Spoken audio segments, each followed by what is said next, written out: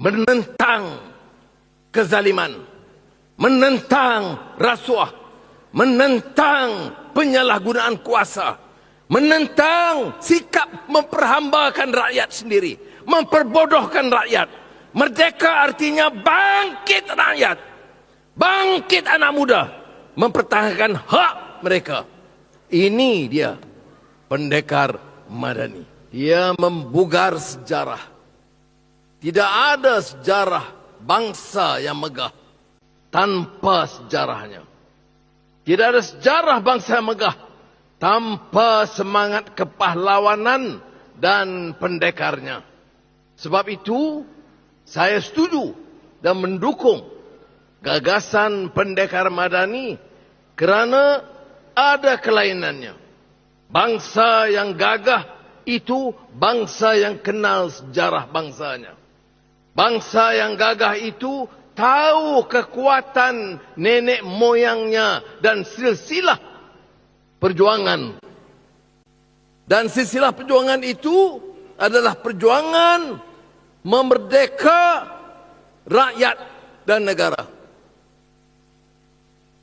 Silat ini terkenal tatkala bangkit pahlawan-pahlawan negara bangsa Melayu dengan kehandalan mereka menentang penjajahan Inggris.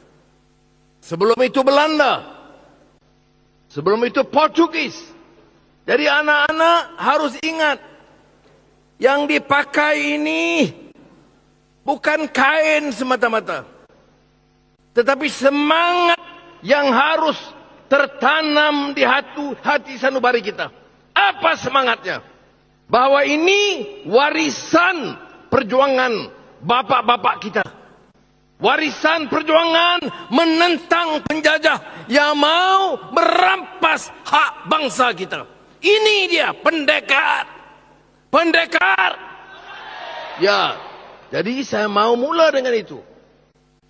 Bukan hanya pakaian hitam dan segak, bukan tenggolok yang gagah, tapi ia mewakili sejarah, simbol perjuangan kepahlawanan, benci kepada kezaliman, benci kepada penindasan, benci kepada orang asing yang menjajah negeri kita. Dan negeri kita dijajah oleh pelbagai bangsa. Di utara, kerajaan Siam. Di pesisiran, Portugis, Belanda, dan akhirnya Inggris begitu lama. Bila mereka tawan kita, dia tawan bukan saja negeri kita. Dia jajah pikiran kita. Dia jajah lemahkan semangat kita. Dia anggap kita tidak ada harga, tidak ada sejarah, tidak ada budaya, tidak ada seni pertahankan diri kita. Jadi kita sudah merdeka. Sebab itu bila kita merdeka, kita bawa satu message. Bahwa ini anak-anak Melayu yang tahu sejarah mereka. Ini anak-anak Melayu yang mempertahankan semangat kemerdekaan itu.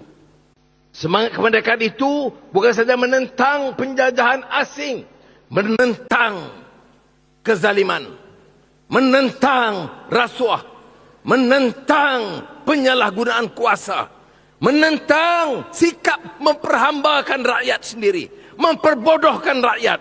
Merdeka artinya bangkit rakyat, bangkit anak muda, mempertahankan hak mereka. Ini dia pendekar Madani. Jadi saya tentunya rasa bangga sekali bila anak-anak kita, adik-adik kita mengumpulkan kekuatan. Saya beritahu, kalau nak mula erti perjuangan, nak faham erti perpaduan, dia harus bermula dari kumpulan seperti anak-anak. Kumpulan silat yang harus jitu semangat mereka. Dan tidak gentar dengan apa-apa tekanan. dan mau pulihkan semangat kemerdekaan.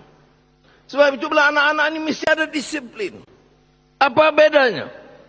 Orang Melayu itu tegak kerana kepahlawanan. Kepahlawanan itu hanya dengan disiplin, dengan maruah diri, dengan harga diri. Dan ini harus kita semai.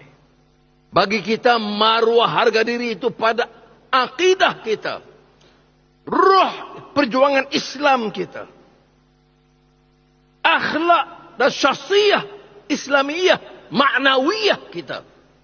Ini yang penting ditanam. Jadi kalau ada latihan di mana Ulu Tembeling,